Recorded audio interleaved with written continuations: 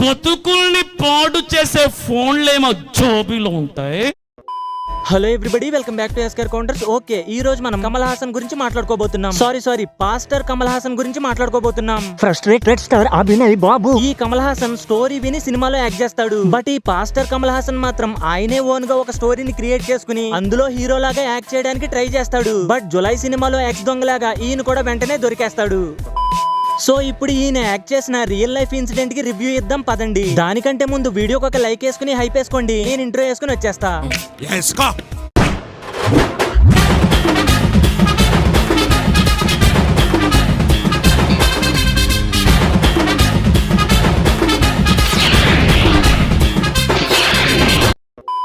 ఈ దొంగ పాస్టర్ పేరు అభినయ్ దర్శన్. ఇతనేదో సమాజానికి సేవ చేస్తున్నప్పుడు అది చూసి కొంతమంది తట్టుకోలేక తనపై దాడి చేశారని, మొత్తంగా తప్పించుకున్నానని ఇలా ఒక పెద్ద డ్రామానే క్రియేట్ చేశాడు. ఈ ఫారెస్ట్ ఫైట్ సీన్ అనేది చాలా ఇంట్రెస్టింగ్ గా ఉంటది మామ. దాని గురించి ముందు మాట్లాడుకుందాం. దీనికంటే ముందు అసలు ఈయన ఎవరు, అడవిలోకి ఎందుకు వెళ్ళాడు, ఏం చేస్తున్నాడు, ఇంతకు ముందు ఏం చేసేవాడు, ఈయన బయోగ్రఫీ ఒకసారి చూద్దాం. అభినయ్ దర్శన్ ఇతని మీద చాలా మంది వీడియోలు చేశారు. ఎక్కువగా చెప్తున్న పాయింట్ ఏంటంటే ఇతను క్రైస్తవ్యంలోకి రాకముందు, బాప్తిజం తీసుకోకముందు, పాస్టర్ అవ్వకముందే యాక్టర్ అయ్యాడు అని చాలా మంది చెప్తున్నారు. కాదా? కాదు, అస్సలు కాదు మామ. ఈయన బాప్తిజం తీసుకున్న తర్వాతే హీరో అవ్వడానికి చాలా ట్రై చేశాడు. ఇది నేను చెప్తున్న మాట కాదు మామ, స్వయాన ఫ్రస్ట్రేటెడ్ స్టార్ అభినయ్ బాబే చెప్పాడు. హీరో కూడా బాప్తిజం తీసుకున్నాక మనమేమో విగ్రహాల్ని పూజించకూడదు, వాటిని నమ్మకండి అని ప్రసంగాలు ఇస్తాం. కానీ మన కెరీర్ బాగుండటం కోసం కొబ్బరికాయలు కొట్టేస్తాం, ఇష్టం లేని దేవుడికి కూడా దండం పెట్టేస్తాం కదన్నా. ఇక్కడ మీరు ఒకటి గమనించాలి మామ, నువ్వు హిందూ అయినా, ముస్లిం అయినా, క్రిస్టియన్ అయినా, సినీ ఫీల్డ్ లో గానీ ఇంకొన్ని రంగాల్లో గానీ మనం వాటిని పాటించాల్సి వస్తుంది. అది తప్పేం కాదు. ఫర్ ఎగ్జాంపుల్ జయసుధ గారు, ఆవిడ పక్కా క్రిస్టియన్, కానీ కొన్ని మూవీస్ లో ఆవిడ హిందూ స్త్రీగా ఎంత ఒదిగిపోయి నటిస్తారు. సో బ్రతకటానికి, పని చేసుకోవడానికి దేవుడితో ఏ ఇబ్బంది ఉండదు. వచ్చే ఇబ్బందల్లా నీ సొంత లాభం కోసం కొంతమంది పాస్టర్లు దేవుణ్ణి దూషిస్తూ స్టేట్మెంట్లు పాస్ చేయటం, ఆ తర్వాత ఇదిగో వీడ్లాగా క్రాస్ చేయటం. అభినయ్ బాబు తెరంగేట్రం చూసుకుంటే మిస్డ్ గర్ల్, ఫిదా అనే సినిమాలు చేశాడు. అందరికి నమస్కారం అండి. సో నా పేరు Abhinay Darshan. This my second film. నేను ఫస్ట్ ఫిల్మ్ చేశాను మిస్డ్ కాల్ మూవీ, అది రిలీజ్ అయిపోయింది. సో రిలీజ్ అయ్యాక మంచి రెస్పాన్సే వచ్చింది. సో బై గాడ్స్ గ్రేస్ నేను సెకండ్ మూవీ యాక్సెప్ట్ చేశాను. ఇప్పుడు సెకండ్ మూవీ రెడీ అయిపోయింది. ఈ మూవీ పేరు ఫిదా. మంచి కాన్సెప్ట్ అండి, డిఫరెంట్ కాన్సెప్ట్. ఆ యాక్టింగ్ స్కిల్స్ చూసారా? ఎంత బిజీగా ఉన్నా ఆదివారం చర్చికి వీలు చూసుకుని మరీ వస్తారేమో గానీ పోస్టర్ మీద అభినయ్ బాబుని చూసిన తర్వాత ఎంత ఖాళీగా ఉన్నా జనం మాత్రం థియేటర్ వరకు రాలేదు. అందుకే ఈ సినిమాలు ఎప్పుడు వచ్చినాయో ఎప్పుడు వెళ్ళినాయో ఎవరికీ తెలీదు. ఫ్రస్ట్రేటెడ్ స్టార్ అభినయ్ బాబు. అభినయ్ బాబు ఏం చెప్పినా సరే అనుభవంతో చెప్పడు, అందరిలాగా చెప్పడు. ఏదో పళ్ళు నూరేస్తూ చాలా ఫ్రస్ట్రేట్ అయిపోయి చెప్తాడు. నీ బతుకుల్ని పాడు చేసే ఫోన్లేమో జోబీలో ఉంటాయి.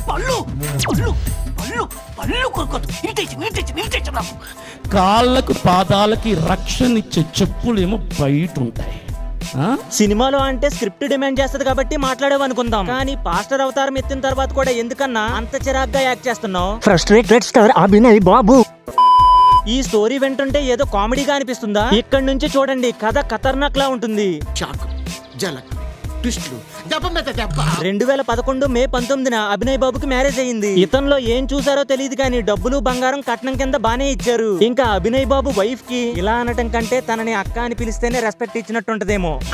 ఆ అక్క మంచి జాబ్ కూడా చేసుకుంటుంది, యూనియన్ బ్యాంక్ లో క్యాషియర్ గా. జాబ్ చేసుకోవడానికి వీలుగా ఉంటదని హైదరాబాద్ లోని మణికొండకు వచ్చారు. ఎలాగో సిటీలోకి ఎంటర్ అయ్యాడు కదా, ఇక సినిమాల్లో కూడా అవకాశాలు వస్తున్నాయని బడాయిపోయాడు. ఇకంతే తన భార్య పేరు మీద, అదే ఆ అక్క పేరు మీద అప్పులు చేయడం స్టార్ట్ చేశాడు. ఆ డబ్బులతో సినిమాలని, వ్యక్తిగత విలాసాలని వెచ్చలవిడి చేసేశాడు. ఆ అక్కను కూడా చాలా అప్పుల్లోకి నెట్టేశాడు. తర్వాత ఆ అక్కకి హైదరాబాద్ నుంచి కడపకి ట్రాన్స్ఫర్ అయ్యింది. ఈ గ్యాప్ లో మన అభినయ్ బాబుకి ఏమైందో ఏమో గానీ తాను మారిపోయానని, ఇకపై పాస్టర్ అవతారం ఎత్తి అందరికి సేవలు చేసుకుంటానని కళ్ళబొల్లి మాటలు చెప్పాడు ఆ అక్కకి. పాపం ఈ పిచ్చక్క మళ్ళీ నమ్మేసింది. సో ఇప్పుడు HDFC బ్యాంక్ నుంచి మళ్ళీ అక్క పేరు మీద అప్పులు చేయడం స్టార్ట్ చేశాడు. ఆ తర్వాత విజయనగరం, రాజమండ్రి, అనకాపల్లి, పాడేరు ఏజెన్సీ ప్రాంతాలతో పాటు తెలంగాణలోని కొన్ని ప్రాంతాల్లో కూడా పాస్టర్ అవతారం ఎత్తాడు. నీ బతుకుల్ని పాడు చేసే ఫోన్లేమో జోబీలో ఉంటాయి. అప్పుడే అయిపోయింది అనుకుంటున్నారా? ఇంకా చాలా క్రైమ్ స్టోరీ ఉంది.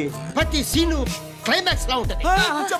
అయితే విజయనగరంలో పాస్టర్ గా సేవలు చేస్తున్నప్పుడు ఒక అమ్మాయితో అక్రమ సంబంధం కూడా పెట్టుకున్నాడు. 2021 మే 15న ఆవిడ్ని తీసుకెళ్లి రహస్యంగా పెళ్లి కూడా చేసుకున్నాడు. ఆ మొగుడు నీకెలా నచ్చాడే? వాడిని చూస్తే నాకే మూడ్ రాదు. అయితే అప్పట్లోనే ఆ అమ్మాయి parents Vizianagaram 1 town police station లో కంప్లైంట్ కూడా ఇచ్చారు. ఇప్పుడు ఈ కేసు విషయం మీద అభినయ్ బాబు ఫస్ట్ భార్యని, అదే ఆ అక్కని పోలీసులు కాంటాక్ట్ అయితే కొన్ని మైండ్ పోయే విషయాలు బయటకు వచ్చాయి. ఆ అక్క ఏం చెప్పిందంటే అభినయ్ బాబు మంచోడు కాదని, దీనికి ముందే విజయవాడలో ఒక అమ్మాయిని కూడా ఇలాగే పెళ్లి చేసుకున్నాడని, అప్పుడు కూడా ఆ కేసులో పెద్దలు పోలీసులు ఇన్వాల్వ్ అవడంతో విడిపోయారని ఆ అక్క బాధపడుతూ మొత్తం ఇన్ఫర్మేషన్ ని పోలీసులకి చెప్పేసింది. మరి మొదటి భార్యగా ఆడపిల్లలున్నారు, ఆ మాత్రం బాధ కలగదా? విజయనగరంలో ఒక అమ్మాయిని పెళ్లి చేసుకుంటే వాళ్ళ పేరెంట్స్ స్టేషన్ లో కంప్లైంట్ ఇచ్చారని ఇందాక చెప్పాను కదా. ఇప్పుడు అభినయ్ బాబు వాళ్ళ పేరెంట్స్ మీద బురదపాము పగబట్టినట్టు పగబట్టాడు. ఫోన్ చేసి చంపేస్తా అని బెదిరించడం, విజయనగరంలో వాళ్ళ అపార్ట్మెంట్ దగ్గరికి వెళ్లి బూతులు తిట్టడం, అపార్ట్మెంట్ గేట్లు క్లోజ్ చేసి ఉంటే ఇనపరాటుతో వాటిని కొట్టి పెద్ద వీరంగమే చేశాడు. ఇలా ఒక చేతగానోడు మాత్రమే చేస్తాడు. ఇప్పుడు అర్థమైందా వీడి పగని బురదపాముతో ఎందుకు పోల్చానో? సో ఎంత ప్రయత్నించినా ఇతను మారట్లేదని తెలిసి ఆ అక్క, అదే తన మొదటి భార్య, కడపలోని చిన్నచౌక్ పోలీస్ స్టేషన్ లో కంప్లైంట్ ఇచ్చింది. కడప పోలీసులు అభినయ్ బాబుతో పాటు వాళ్ళ కుటుంబ సభ్యుల మీద కూడా వరకట్న నిషేధ చట్టం కింద కేసు నమోదు చేశారు. ప్రస్తుతానికి బాబు మీద ఇన్ని కేసులు ఉన్నాయి. ఇవన్నీ కూడా కోర్టు విచారణలో ఉన్నాయి. ఇదండి బాబు బ్యాక్ స్టోరీ. చాలా దైద్యంగా ఉంది. ఇప్పుడు అభినయ్ బాబు భర్తగా ఫెయిల్, యాక్టర్ గా ఫెయిల్, పాస్టర్ గా ఫెయిల్. సో ఇన్ని విషయాల్లో ఫెయిల్యూర్ అయితే వేరే వాడైతే ఏం చేస్తాడు? ఎక్కడ తప్పు జరుగుతుంది, లేదా నేనేమైనా తప్పు చేస్తున్నానా వాటిని సరిదిద్దుకుందామని ఆలోచిస్తాడు. కానీ ఇక్కడ ఉంది అభినయ్ బాబు కాబట్టి భరోసా పార్టీ అని ఒక పొలిటికల్ ఎంట్రీ ఇచ్చాడు. ఎంపీడీఓ గారు నమస్తే అండి, నా పేరు దారా అభినయ్ దర్శన్, భరోసా పార్టీ ఆంధ్రప్రదేశ్ రాష్ట్ర అధ్యక్షుడిని. భరోసా పార్టీకి వ్యవస్థాపకుడిగా చెప్పుకుంటున్న అభినయ్ దర్శన్ ప్రస్తుతం చేంజ్ పీపుల్స్ ఫ్యూచర్ అనే పార్టీ రిజిస్ట్రేషన్ కోసం క్రైస్తవులంతా తలో 10 రూపాయలు వేయాలని అడుక్కుంటున్నాడు. ఈ క్లిప్ చూస్తే అసలు అడుక్కుంటున్నాడా, డిమాండ్ చేస్తున్నాడా, ఆర్డర్ వేస్తున్నాడో కూడా అర్థం కావట్లేదు. ఎన్నికలు వస్తాయి, నేను ఓటుకి రూపాయి కూడా పంచను. నా కాన్సెప్ట్ ఏంటో తెలుసా? ఓటే నోటివ్, నోట్ దో ఓట్ దో కాన్సెప్ట్ మంది. అంటే అర్థం ఏంటో తెలుసా? నువ్వే డబ్బు ఇవ్వు నాకు, నువ్వే ఓటేనా, నేను నీకు సేవ చేస్తా. ఆ బుర్ర చూసారా? మామూలు తెలివితేటలు కాదు, దేశాన్ని ఎంజీ చేసే తెలివితేటలు ఇవి. ఒకవేళ ఓడిపోయాడు అనుకోండి, జనాలవే డబ్బులంతా, మనోడు 1 రూపాయి కూడా ఖర్చు పెట్టలేదు. పొరపాటుని గెలిచేసాడే అనుకోండి, కోతికి కొబ్బరి చెప్పు దొరికేసినట్టే. సింపుల్ స్ట్రాటజీ మామ. ఎంట్రుకతో కొండకేసాడు అంతే. వస్తే కొండ, పోతే ఎంట్రుక. మీకున్న బ్రెయిన్ కి మీ తెలివితేటలకే మీరు సుప్రీం కోర్టుకే జడ్జి అవ్వాల్సిందన్నా. ఇలా డబుల్ గేమ్స్ ఆడడం బాబుకి ఫస్ట్ టైం ఏం కాదు. సినిమాలు చేస్తున్నప్పుడు భార్య డబ్బులతో సేఫ్ గేమ్ ఆడాడు. పొలిటికల్ ఎంట్రీ ఇచ్చిన తర్వాత అమాయకులైన గిరిజన ప్రజల డబ్బులతో సేఫ్ గేమ్ ఆడుతున్నాడు. పోనీ ఇంతకు ముందు పాస్టర్ గా ఉన్నప్పుడైనా కరెక్ట్ గా ఉన్నాడా అంటే అప్పుడు కూడా డబ్బులు లేకపోతే స్వస్థత లేదు అని ప్రసంగాలు చేసేవాడు. లలితా జ్యువెలర్స్ గుండె మాట చెప్తా ఉంటాడు, డబ్బులు ఎవరికి ఊరికే రావు అని. దేవుడు కూడా అదే మాట చెప్తాడు ఇక్కడ. నువ్వేం చేయాలి? పెట్టుబడి పెట్టాలి. నీకు పెట్టుబడి పెట్టే స్తోమత లేకపోతే ఇంటికి వెళ్ళిపోవచ్చు. శుభ్రంగా నీకు స్వస్థత రాదు. పెట్టుబడి పెట్టగలిగిన సమర్థత ఉన్నవాడు మాత్రమే దేవుణ్ణి స్వస్థత కోసం కోరచ్చు. దేవుడు స్వస్థపరుస్తుంది. ఇంకెన్నాళ్ళన్నా ఈ డ్రామాలు? డబ్బులు కావాలితే ప్రభువుని అడగొచ్చు కదా, ప్రజలను అడుగుతావేంటి? హో, ఆయన ఇలాంటివి ఎంకరేజ్ చేయడు కదా. భరోసా పార్టీ అనే పేరుతో అడవులంతా పాదయాత్రలు చేస్తుంటే సోషల్ మీడియా మొత్తం అట్టుడుకుపోద్ది అని అనుకున్నాడు. కానీ ఏ మీడియా కూడా పట్టించుకోవట్లేదు. ఇలా కాదని చెప్పి అతనే ఒక ఇన్స్టా పేజ్ క్రియేట్ చేసుకుని అందులో తన పాదయాత్ర వీడియోలు పోస్ట్ చేసేవాడు. ఈసారి విచిత్రంగా మీడియాతో పాటు కామన్ ఆడియన్స్ కూడా పట్టించుకోవడం మానేశారు. ఇక ఎలా అయినా లాభం లేదని చెప్పి ఈసారి రంగం సినిమా క్లైమాక్స్ ని రీక్రియేట్ చేద్దాం అనుకున్నాడు. యాక్టర్ కదా. హృదయంలో నిలిచావే, కలిసావే కలిసావే కలదు.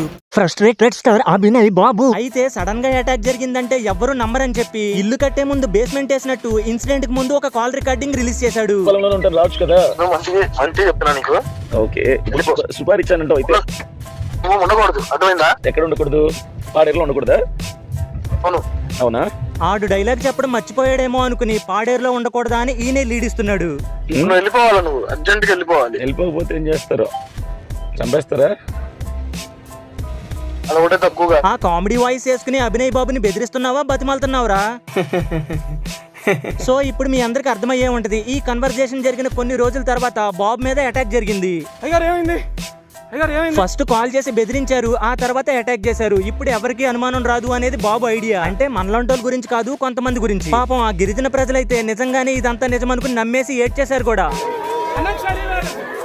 అసలు ఆ అటాక్ ఎలా జరిగిందో మీరు చూస్తే ఆల్రెడీ చూసే ఉంటారు. కానీ కొన్ని రీజన్స్ వల్ల నేను ఇక్కడ చూపించలేను. అంతా బానే మేనేజ్ చేశారు కానీ ఆ కెమెరామెన్ ని పెట్టి దొంగలు దొరికేశారు. అదే వీళ్ళు దొరికేశారు. పాములు పట్టేవాడు పాము కాటికే పోయినట్టు కళావైద్యుడు కళావైద్యం వికటించి కాళ్ళు చేతులు పోగొట్టుకున్నాడు. ఈ షాట్ చూడండి, భలే ఉంటది. అంత గందరగోళంలో కూడా మన అభినయ్ బాబు ఏదో షూటింగ్ స్పాట్ లో బ్రేక్ వచ్చినట్టు ఆర్ నారాయణమూర్తి డూప్ లాగా ఆ డ్రెస్ లో ఎలా నుంచున్నాడో చూడండి. సరే షూటింగ్ అంతా అయిపోయిన తర్వాత ఏపీ పోలీసులు రంగంలోకి దిగి ఇన్వెస్టిగేషన్ చేయడం స్టార్ట్ చేశారు. అక్కడ మన బాబు మాటలు ఒకదానికొకటి సంబంధం లేకుండా ఉన్నాయి. ఒకసారేమో అక్కడ ఎమ్మెల్యే మనుషులు నన్ను బెదిరించారు అన్నాడు, ఇంకోసారేమో ప్రభుత్వం వాళ్ళది ఏమైనా చేస్తారు అంటున్నాడు. నిజానికి అక్కడ ఎమ్మెల్యేగా ఉంది వైసీపీ క్యాండిడేట్, ఏపీలో రూలింగ్ లో ఉన్నది కూటమి ప్రభుత్వం. సో మన బాబు చెప్పే మాటలు మొత్తం మాయ మాటలని అర్థమవుతుంది. పాడేరు నియోజకవర్గాన్ని ఆ గ్రామ ప్రజలని వదిలేసి వెళ్లిపో అని కంటిన్యూస్ గా బెదిరింపు కాల్స్ వస్తాయి. ఎవరు చేయిస్తున్నారంటే వాళ్ళ ఎమ్మెల్యే తాలూకు అంటారు, నీకేం పని, మా నియోజకవర్గంలో నీకేం పని అంటారు. అరే మంచి చేస్తానంటే చంపుతానంటే ఎలాగా? నాయకులు వాళ్ళే కాబట్టి తిరగేస్తారు, మా మీదకి నెడతారని నేను ముందే గెస్ చేస్తాను. ఇంతే కాదు మామ, సిగ్గు లేకుండా దీనికి ప్రవీణ్ పగడాలా గారి చావును కూడా రాజకీయం చేస్తున్నాడు. నిజానికి ప్రవీణ్ పగడాలా గారు ఎలా చనిపోయారనేది అఫీషియల్ గా పోలీసులు ప్రెస్ మీట్ పెట్టి మరీ చెప్పారు. కానీ బాబు మాత్రం అదంతా ఫేక్ అంటున్నాడు. మరి నిజమేదో నువ్వు ప్రూఫ్ పెట్టి చూపించొచ్చు కదా బ్రో. ఇప్పుడు ప్రవీణ్ గారిని అడ్డు పెట్టుకుని సింపతి కార్డు ప్లే చేస్తూ మతాల మధ్య చిచ్చులు పెట్టే ప్రయత్నం చేశాడు. వాహ్, ఏం యాక్ట్ చేసినావు బ్రో. శవపేటిక చెక్కతో ఒక ఆస్కార్ చెక్కి నీకు అవార్డుగా ఇవ్వచ్చు బ్రో. ఈ బతుకుల్ని పాడు చేసే ఫోన్లేమో జోబీలో ఉంటాయి. Frustrated star Abhinay Babu. ఈ స్టోరీ అంతా ఒక ఎత్తు అయితే రీసెంట్ గా ఇదంతా ఫేక్, వాళ్లే కావాలని చేయించుకున్నారు అని ఒక వీడియో రిలీజ్ అయ్యింది. నా పేరు వసంత కుమార్ అండి. నేను మా ఆవిడ రీల్స్ చేసుకుంటుంటే వీళ్ళు మాకు ఇన్స్టాగ్రామ్లో పరిచయం వేసి ఇలా మాకు వాళ్ళే చేయమని చెప్పారండి. కార్డు కొట్టేసి వెళ్ళిపోండి, మీకు మేము చూసుకుంటాము అనేసి అభినయ్ దర్శనం ఇంకా ఈ జాన్ బెనవి చెప్పారు. మాకు ఉండిగడ్డ దాటిన తర్వాత ఇంకొంచెం ముందుకు వస్తే క్రేన్తో కొండను దోమిన మట్టి కనపడింది. ఆ మట్టి కాడ నుంచి ఇంకొంచెం ముందుకు వస్తే లెఫ్ట్ సైడ్ మట్టి రోడ్డు కనపడింది. లోపలికి ఆ మట్టి రోడ్డు లోపలికి వెళ్ళండి. ఈ లోపల మేము వస్తాం, కారు దూరం ఆగిద్ది. విన్నారుగా, మళ్ళీ నేను ఎక్స్ప్లెయిన్ చేయక్కర్లేదుగా. ఇక మిగతాదంతా పోలీసులు చూసుకుంటారు మామ. ఇక నేను సెలవు తీసుకుంటా. ఒక్కో రోజు ఒక్కో పోలీస్ స్టేషన్, సిటీ మొత్తం.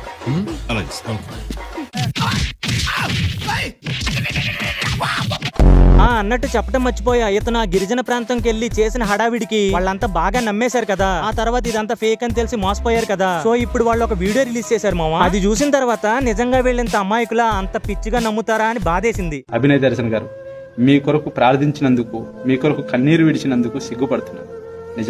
నిజంగా నేను సిగ్గుపడుతున్నాను. ఇకపై నుండి పట్టణ ప్రాంతాల నుండి దయచేసి సేవకులు ఎవరు మా వరకు రావద్దు.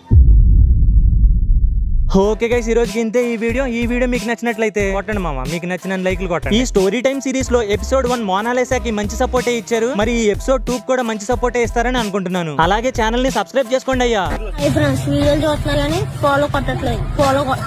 నెక్స్ట్ ఇంకో క్రేజీ వీడియోతో మళ్ళీ కలుస్తాను. This is SKR signing off. నెల్సన్ పోమా.